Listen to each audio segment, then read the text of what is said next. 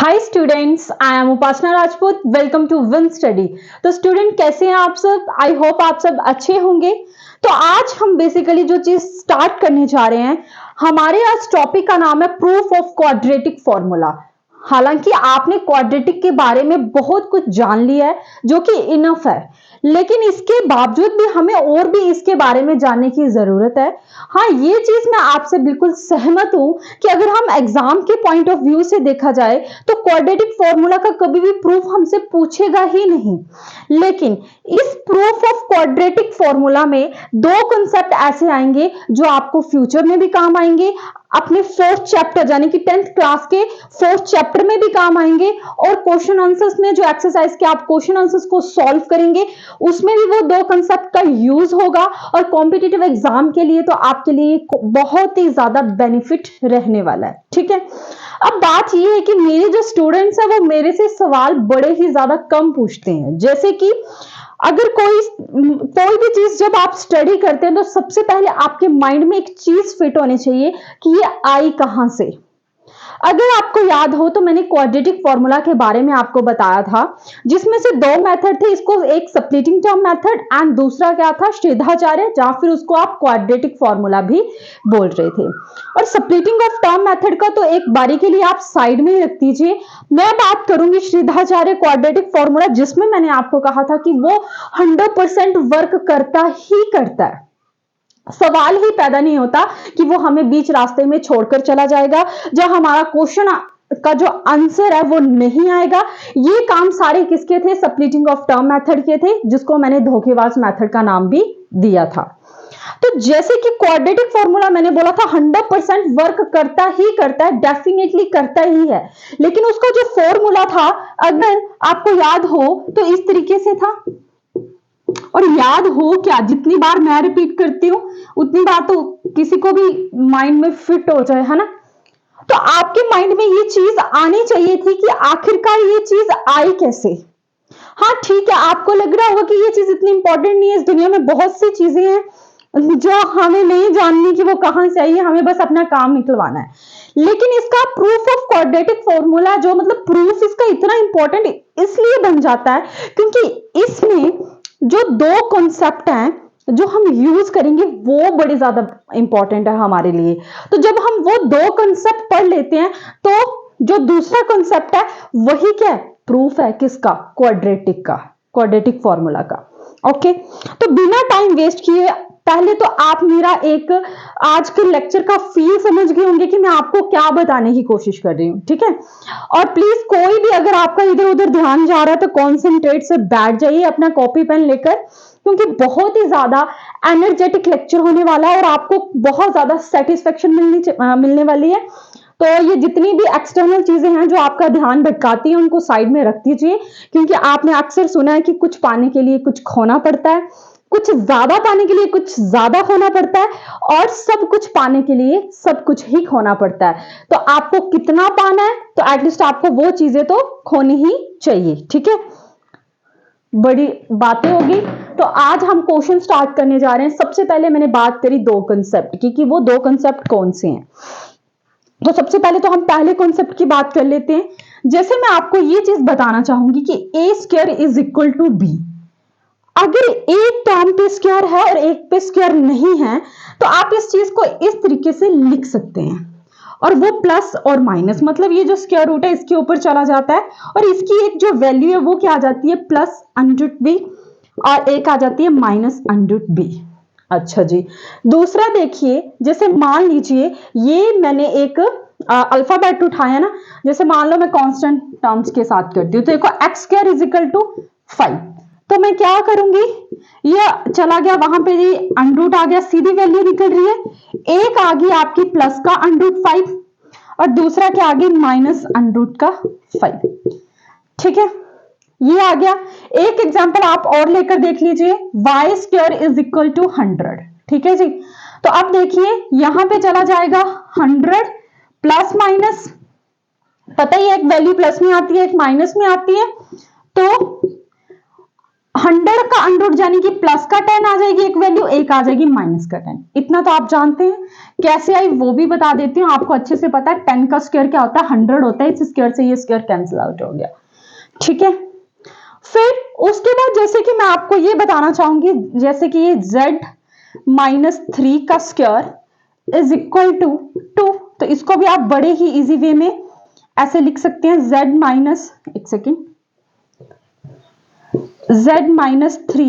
और ये आ गया अंडर रूट 2 प्लस माइनस, और यानी कि z इज इक्वल टू 3, एक बार प्लस में अंडर रूट 2 आ जाएगा और एक बार माइनस में अंडर रूट 2 आ जाएगा। अब आपको याद आ रहा होगा कि हम सब्स्टिट्यूटिंग ऑफ टर्म मेथड करते होते थे, वहां पे x की वैल्यू इस तरीके से निकलती थी, है ना। तो अब आपके माइंड में ये चीज आ रही होगी, ठीक है ये तो हमें नहीं पता कि ये कहां से आया, तो हमें ये भी नहीं पता कि ये कहां से आया है, हमें तो इतनी भी चीज नहीं पता कि ये कहां से आई है।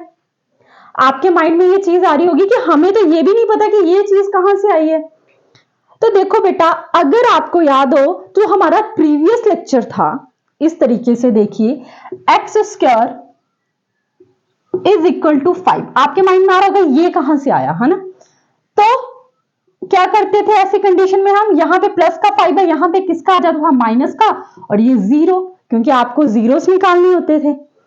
और फिर मैंने आपको बोला था कि ये ऐसे भी हो सकता है, बिना स्प्लिटिंग टर्म मेथड लगाए भी आप इसके x की वैल्यू निकाल सकते हैं, जो कि आपका होता है a प्लस बी और a माइनस बी।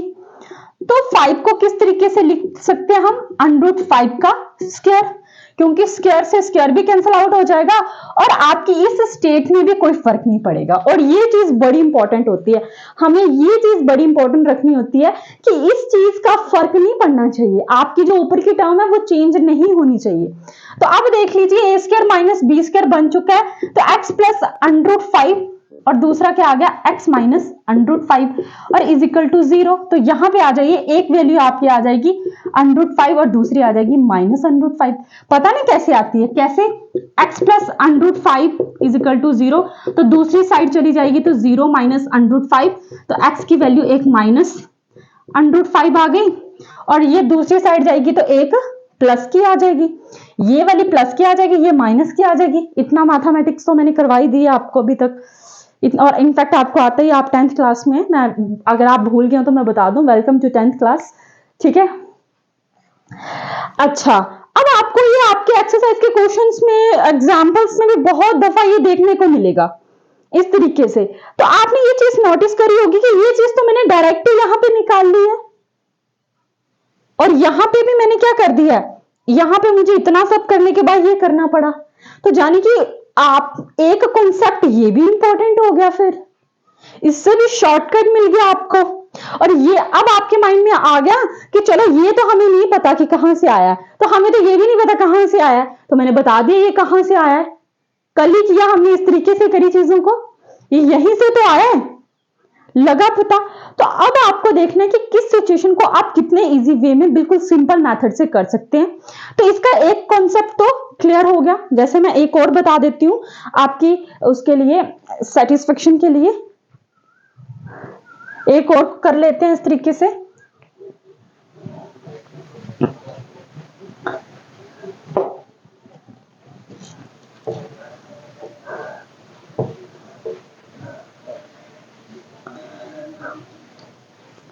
ठीक है बेटे, जैसे मान लीजिए B square is equal to C plus D, तो यहां पे अंडर आ गया C plus D plus minus, यानी कि B is equal to plus का अंडर सी प्लस डी और एक B is equal to minus under C plus D.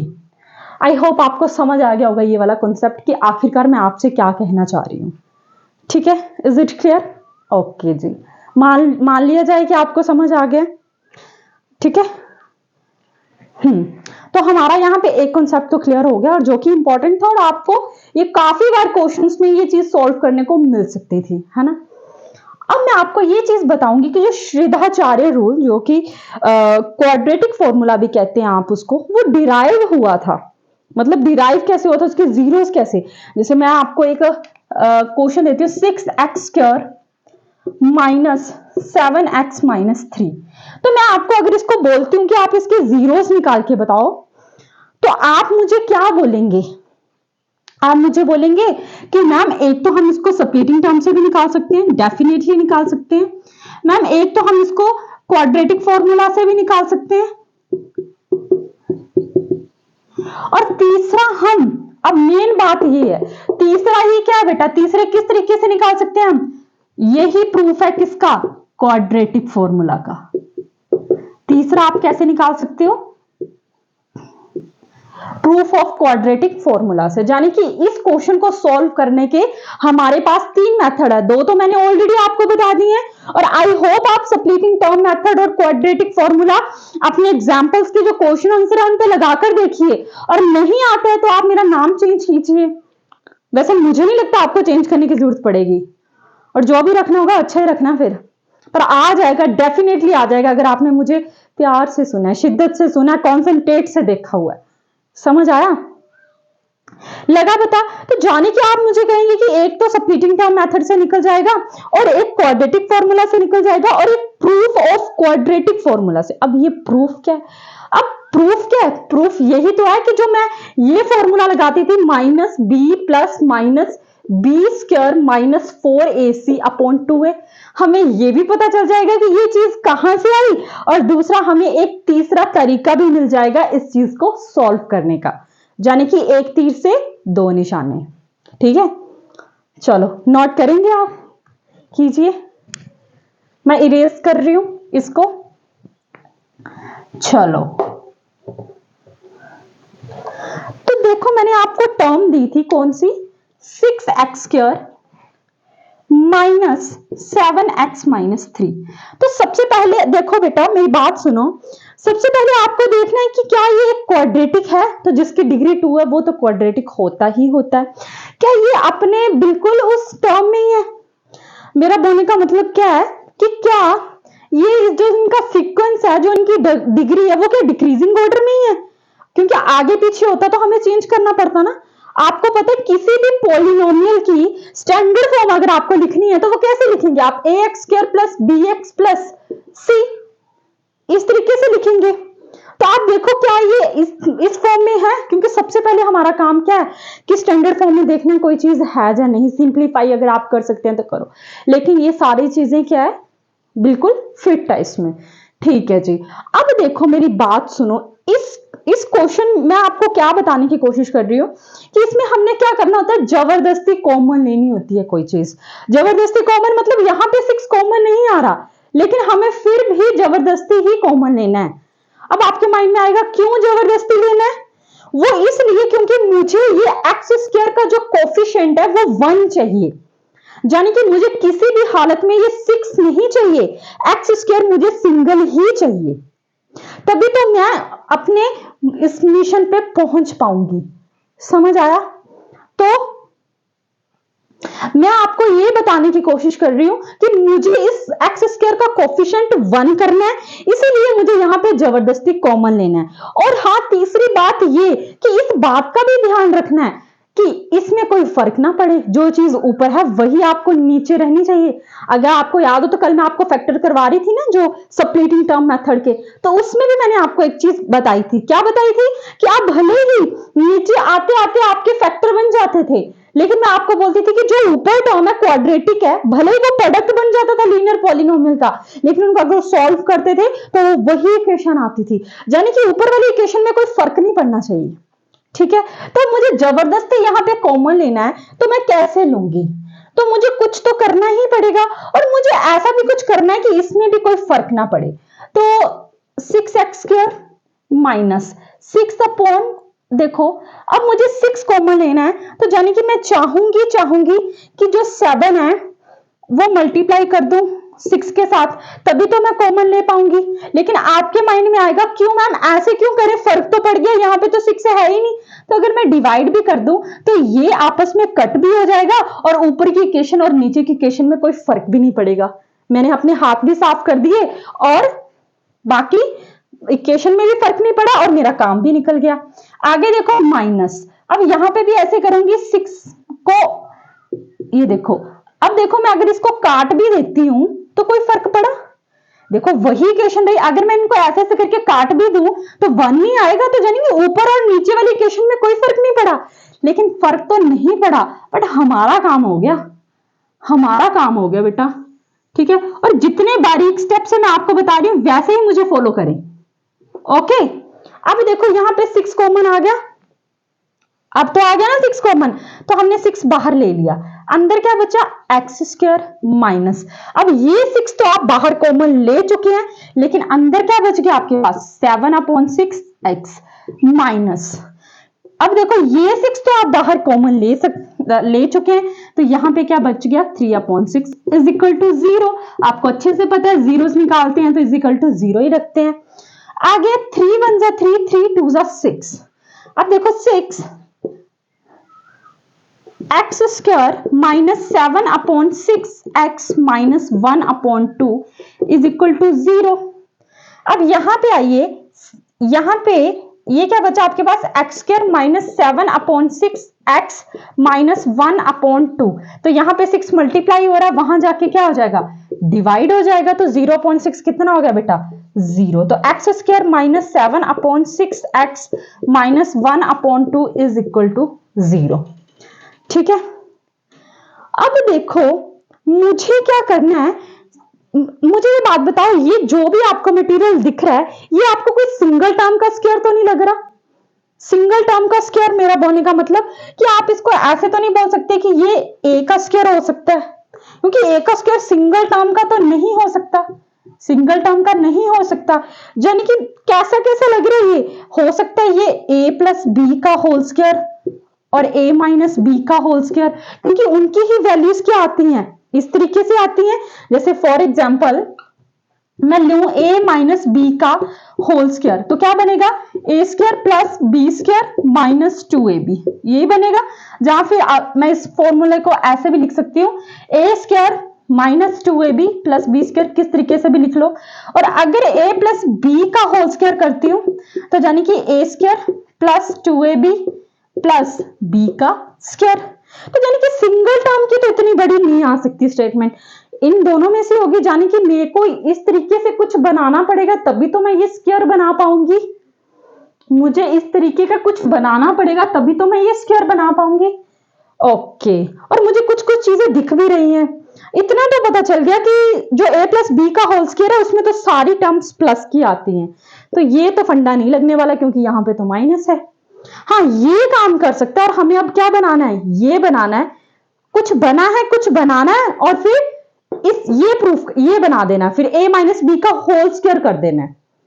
अब देखते हैं कैसे करते हैं। आई होप आपको थोड़ा डाउट वगैरह थोड़ा हल्का फुल्का है तो आप मेरे से पूछ सकते हैं, कमेंट करके पूछ सकते हैं। हाँ बेटा मेरे से, मैं दोबारा से रिपीट कर रही हूँ, मैं बोल रही हूँ कि ये जो बड़ी सी टर्म है ये एस के सिंगल टर्म से तो नहीं मिलकर बनी होगी, जरूर ये इस तरह की टर्म से मिलकर बनी होगी। और आप अच्छे से बखूबी जानते हैं कि आपने क्लास 8 में पढ़ा ही है, इस तरीके के फॉर्मूलाज के साथ आपने डील किया ही है, तो ये इस चीज का ही भंडार हो सकता है, ये उस चीज का ही हो सकता है। अब आपको इतना तो अच्छे से मालूमात हो गया होगा कि यहाँ पे माइनस है लेकिन ये तो प्लस वाला है, तो ये तो काम नहीं चलेगा, जाने कि ये माइनस वाला ही लगेगा। यानी कि आपको देखना है कि ये सारी चीजें अप्लाई हो रही हैं, फिर आप इसको इसके इक्वल पुट कर देंगे। अब देखेंगे प्रैक्टिकली करके देखते हैं कैसे। अब देखो मैं आपको ये बोल रही हूँ क्या फॉर्मूला है ए स्क्वायर, सबसे पहले ये ए स्क्वायर तो आपको बना ही हुआ है, आपको यहाँ पे कुछ भी करने की जरूरत नहीं है। आगे देखिए -2ab, तो अब आपको माइनस, और मैंने ये भी बोला है कि ऊपर से लेकर नीचे आने तक आपको इस बात का ध्यान जरूर रखना है कि कोई भी चीज आपको अपनी मर्जी से ना लगे, जैसे कि इस स्टेटमेंट की यही स्टेटमेंट रहनी चाहिए।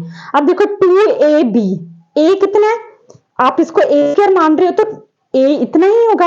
अब आप एक चीज नोटिस कर रहे होंगे बेटा कि 2 तो आपने लगा दिया और ये आपका ए, और कहीं ना कहीं आपको ये बी लग रहा होगा। देखो ए स्क्वायर माइनस फिर 2 लगा दिया और आपको ये क्या लग रहा होगा, ए बी लग रहा होगा, ऐसे लग रहा होगा 2ab, ऐसे लग रहा होगा।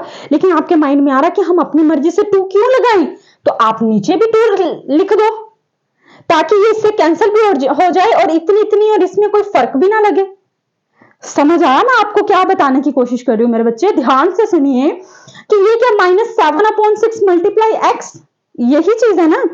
तो मैंने आपको क्या बोला कि a² -2ab, 2ab, तो 2ab, आपको ये a और b लग रहा होगा, और मैंने फॉर्मूला बनाने के लिए यहाँ पे 2 लिख लिया।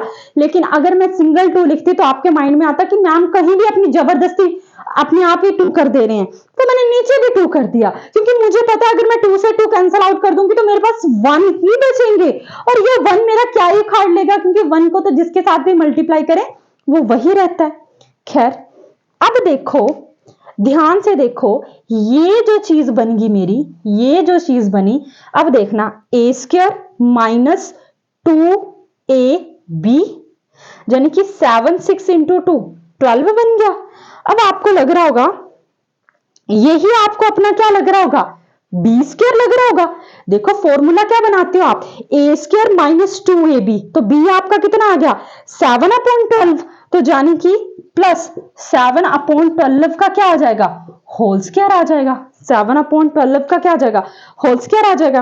अब आपको ये भी लग रहा होगा कि ये तो ऊपर वाली स्टेटमेंट में ऐसा है ही नहीं, तो मैंने यहाँ पे 7/12 का होल स्क्वायर क्यों किया, मैं ये इरेज कर रही हूं, ठीक है। तो अगर आपको लग रहा है कि ये चीज मैंने अपनी मर्जी से करी है, तो एक माइनस में भी कर दो ताकि कैंसल आउट भी हो जाए और फर्क भी ना पड़े, ऊपर ये वाली और ये सेकंड वाली लाइन में कोई फर्क भी ना पड़े। और आपका बचा क्या अब, -1/2, क्या बचा, -1/2 इज इक्वल टू 0। समझ आया या नहीं आया?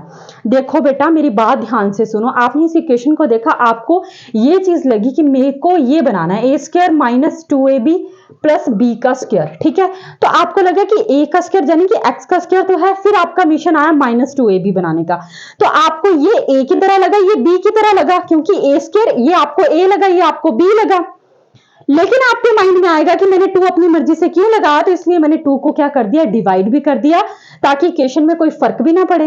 लेकिन अब आपने लिख लिया था 2ab, तो ऑब्वियसली आप b का होल स्क्वायर 7 6 2 12 होते हैं, तो आप b का होल स्क्वायर 7/12 का होल स्क्वायर ही करेंगे, डेफिनेटली यही करेंगे। अब माइंड में आया होगा कि 7/12 होल स्क्वायर तो ऊपर है ही नहीं, तो हमारी तो ये ऊपर वाली और ये नीचे वाली सेम रही नहीं, तो मैंने एक बार ये प्लस का ले लिया, एक बार ये क्या कर दिया, माइनस का ले लिया। अब -1/2 तो था, तो वो तो रहने ही दिया, ठीक है। तो यहां पे आ जाइए, जब मैं ऊपर का इरेज कर रही हूं,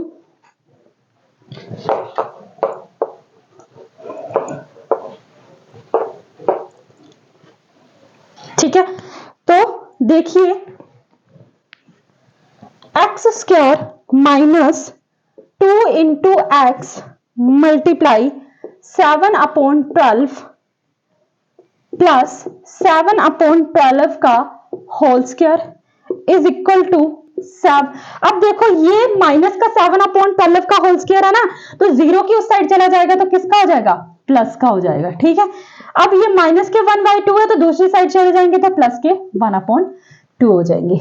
अब देखिए बेटा, a² माइनस, देखो a² -2 into a into B plus B का होल स्क्वायर, और ये सारी कंडीशन क्या बन जाती है, a माइनस बी का होल स्क्वायर। तो इसमें a कितना है आपका x, और b कितना है आपका 7/12, तो यानी कि क्या बन गया, x - 7/12 का होल स्क्वायर। समझ आ गया, इज इक्वल टू 7/12 का होल स्क्वायर प्लस 1/2। अब ये वहां चला जाएगा, इतना तो आप समझ चुके हैं। तो जब ये वहां चला जाएगा तो अंडर रूट बन जाएगा, यानी कि एक प्लस का एक माइनस का, तो 7/12 का होल स्क्वायर प्लस 1/2, ठीक है। अब देखो इज इक्वल टू, ये 7/12 है, वहां जाके किसका हो जाएगा, प्लस का, यानी कि प्लस माइनस, और ये क्या आ गया 7/12 का होल स्क्वायर प्लस 1/2। और इसको एक बार प्लस में लिखो तो वैल्यू प्लस में आ जाएगी, एक बार माइनस में लिखो तो माइनस में आ जाएगी। अब बेटा मेरी बात ध्यान से सुनिए, क्या आपको ये लग नहीं रहा -b प्लस माइनस, अगर आप इसको आगे सॉल्व करते हैं तो क्या आपको ये b² -4, ये जो फॉर्मूला इसकी तरह नहीं लग रहा, लग रहा है या नहीं लग रहा, डेफिनेटली लग रहा है, ठीक है, तो मैं आपको यही समझाना चाहती थी कि जो ये चीज है ये आती कहां से है, ये प्रूफ है इसका। और ये तो मैंने टर्म्स ली थी, ये मैंने क्या किया था बेटा, टर्म ली हुई थी, जिसके कारण आपको प्रूफ, अब आपको लग रहा होगा कि प्रूफ तो आया ही नहीं, तो वो अभी हम करेंगे।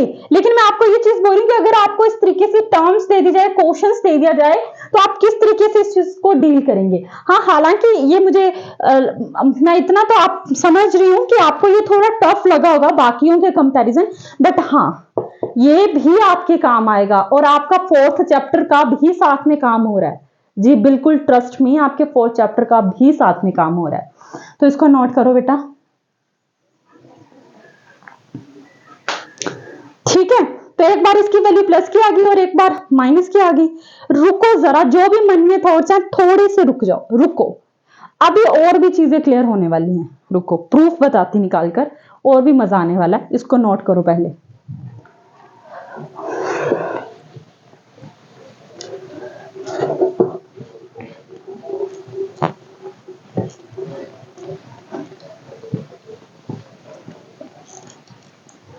अब देखो, आप किसी भी क्वाड्रेटिक पॉलिनोमियल की अगर आप स्टैंडर्ड फॉर्म लिखते हैं तो आप क्या लिखेंगे, दुनिया के किसी भी क्वाड्रेटिक पॉलिनोमियल की अगर आप स्टैंडर्ड फॉर्म लिखते हैं तो कैसे लिखेंगे आप, ऐसे ही लिखेंगे। इस चीज से तो आपको कोई डाउट नहीं है, इज इक्वल टू 0, क्योंकि आपको जीरोस निकालने होते हैं, इस तरीके से ही लिखेंगे।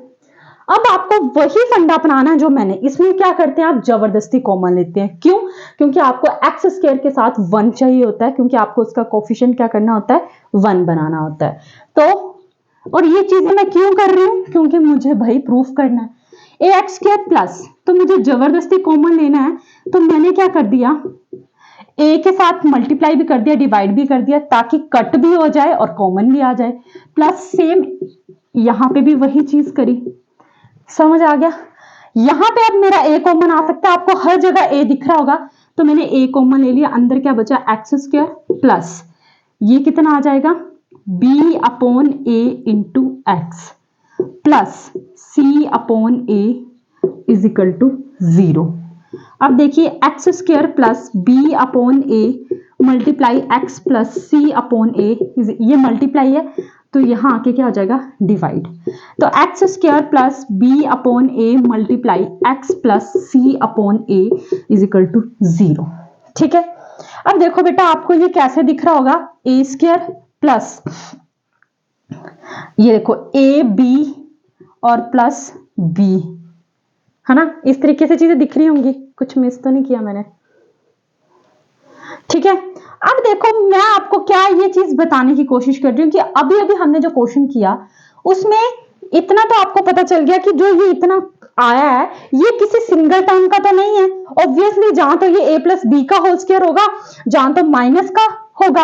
अब देखो यहाँ पे सब जगह प्लस है, तो डेफिनेटली यहाँ पे a प्लस बी का ही क्या होगा, होल स्क्वायर होगा, यानी कि a का स्क्वायर प्लस b का स्क्वायर प्लस 2ab, यही होगा। अब जाने कि आप इसको ऐसे भी लिखते हैं, a square plus 2ab plus B का स्क्वायर। ठीक है जी, अब देखो ए स्क्वायर यानी कि एक्स का स्क्वायर, ठीक है, प्लस 2ab चाहिए तो आपको 2 लगा दिया आपने। आप ए किसको मान रहे हैं, एक्स को, तो साथ में एक्स लिख दिया, और b आपको ये इस तरीके से लग रहा है तो मैंने ये b अपॉन ए लिख दिया। अब आपको लग रहा है कि 2 आप अपनी मर्जी से तो नहीं निकाल सकते, तो आपने नीचे भी 2 लगा दिया। ठीक है जी, अब अगर आपने मान ही लिया कि ए स्क्वायर प्लस 2ab बन गया, तो यानी कि ये आपका क्या होगा, आपको ये b लग रहा होगा, यानी कि आपका इस केस में जो a है वो क्या लग रहा होगा आपको, x, और b कितना लग रहा होगा आपको, b अपॉन 2a, यही लग रहा होगा। तो फॉर्मूला क्या होता है, ए स्क्वायर प्लस 2ab, तो साथ में आगे क्या आ जाएगा, प्लस b का होल स्क्वायर, तो b का होल स्क्वायर कितना है, b अपॉन 2a का होल स्क्वायर।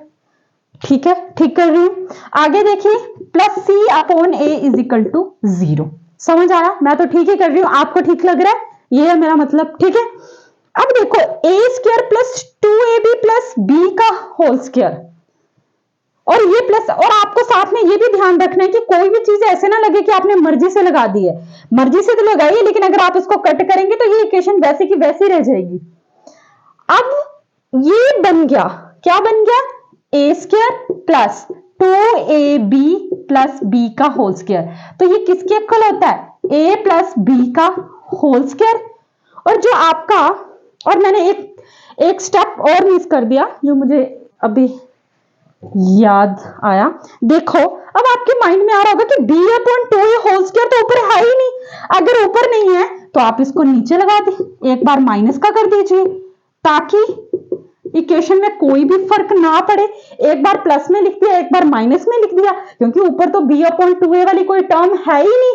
तो मुझे कैंसिल करने के लिए एक बार क्या करना पड़ गया? माइनस का भी लगाना पड़ गया, ताकि ये मैं कैंसिल आउट कर भी दूं तो मेरी ये जो ऊपर वाली इक्वेशन है ये सेम की सेम ही रहे। ठीक है जी। तो अब देखो a square plus 2ab plus B का होल स्क्वायर, तो जानी कि आपको अच्छे से पता है a प्लस बी का होल स्क्वायर होता है, a आपका x है और b कितना है आपका? b अपॉन 2a है, और ये क्या आ गया? इसका होल स्क्वायर आ गया। समझ आ गया?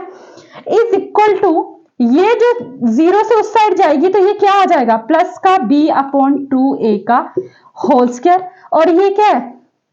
प्लस का सी ए है, तो वहां जाके किसका हो जाएगा? माइनस का सी ए हो जाएगा। लगा पता? आया समझ में मैंने क्या किया? दोबारा से देखिए, मुझे ये बनाना था तो मैंने 2ab लगा दिया। अब आपको लगेगा कि 2 मैंने अपनी मर्जी से क्यों लगाया, तो मैंने नीचे डिवाइड भी कर दिया। अब मैंने देखा कि a स्क्वायर प्लस 2ab जैसा कुछ बन रहा है, तो मेरा b, मुझे b अपॉन 2a लगने लगा, तो ऑब्वियसली फिर मेरा b का होल स्क्वायर भी यही होगा, b अपॉन 2a का होल स्क्वायर ही होगा। अब आपके माइंड में आएगा कि ऊपर तो इक्वेशन में कहीं b अपॉन 2a है ही नहीं, तो आप क्या करेंगे? एक माइनस का भी लगा देंगे ताकि ये कट भी हो जाए, तो इस वाली इक्वेशन में कोई फर्क ना पड़े। आपको मैंने पहले भी बताया था कि आपको इस बात का भी ध्यान रखना है कि ऊपर वाली इक्वेशन में कोई फर्क नहीं पड़ना चाहिए, क्योंकि हमें अपनी मर्जी से कुछ भी नहीं कर देना। इस तरीके से करना है कि बैलेंस बना रहे ऊपर वाली इक्वेशन के साथ। ठीक है, अच्छा जी। अब देखो x plus B upon 2a का होल स्क्वायर, अब इसको नोट कर लें आप, फिर मेरे साथ इधर आए। कहा? फोन से बाहर? जी नहीं, फोन से बाहर नहीं आना आपको। आप मुझे यहां से देख रहे हैं, बस वहीं से देखें, तो मैं उम्मीद करूंगी आपको फिर भी समझ आ जाएगा। अच्छा, अब देखो x plus B upon 2a is equal to x plus B upon 2a, तो ये स्क्वायर रूट वहां चला जाएगा। तो आपको पता है एक प्लस का होता है, फॉर्मूला ये बोलता है, तो यानी कि b अपॉन 2a का whole square minus C upon A. ठीक है, ठीक है, समझ आया? अब देखो x plus B upon 2a is equal to plus minus, तो इसको कैसे लिख सकते हो आप? स्क्वायर हटा के, होल स्क्वायर है तो b का स्क्वायर अपॉन में क्या आ जाएगा? 4a का स्क्वायर। ठीक है, माइनस सी अपॉन ए। अब 4a स्क्वायर और a का अगर आप एलसीएम लेते हैं बेटा, तो आपका 4a स्क्वायर ही आएगा। इससे ये कैंसिल आउट हो जाता है, तो आपका b स्क्वायर आ जाएगा माइनस। अब देखो इसको अगर आप इसके साथ डिवाइड करते हैं तो a कैंसिल आउट हो गया, तो बचा क्या आपके पास? 4ac। ऑब्वियसली इतना मैथमेटिक्स तो आपको आता ही होगा। इससे ये कैंसिल आउट हो गया, b स्क्वायर आ गया।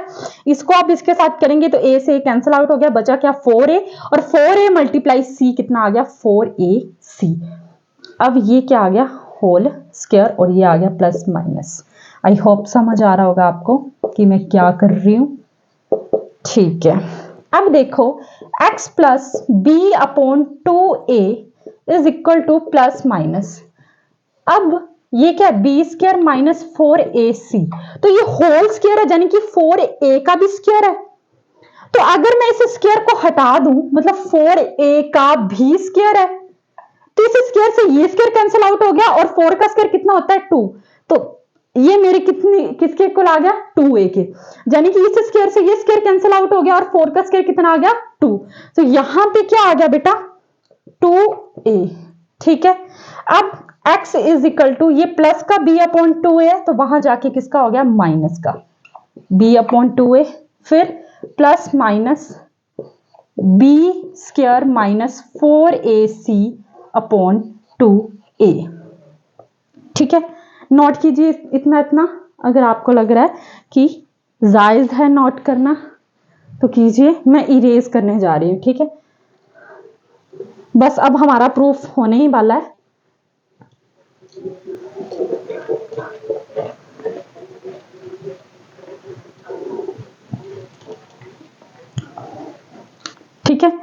अब देखो ये प्लस माइनस का मतलब क्या होता है बेटा कि एक बार चीजें क्या आप एक बार चीजें प्लस में है एक बार माइनस में है, मतलब माइनस बी अपॉन ए प्लस ये क्या आ गया B square minus 4ac upon 2a।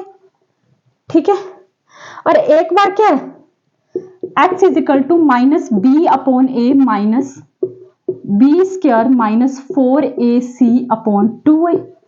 यही मतलब हुआ इस चीज का। ठीक है, अब देखो ये यहाँ पे a है और यहाँ पे क्या है 2a है, तो आप इसका एलसीएम ले लें तो ये क्या बन जाएगा 2a बन जाएगा। क्या बोलने की कोशिश कर रही हूं मैं, पहले इतना नोट करो।